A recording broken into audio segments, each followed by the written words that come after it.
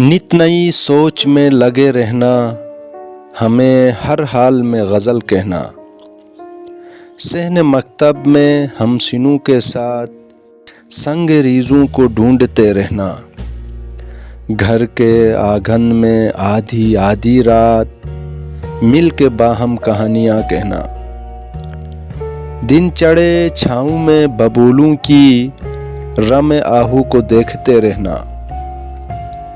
अबर पारों को सब्ज़ारों को देखते रहना, सोचते रहना। शहर वालों से छुप के पिछली रात चांद में बैठकर गज़ल कहना।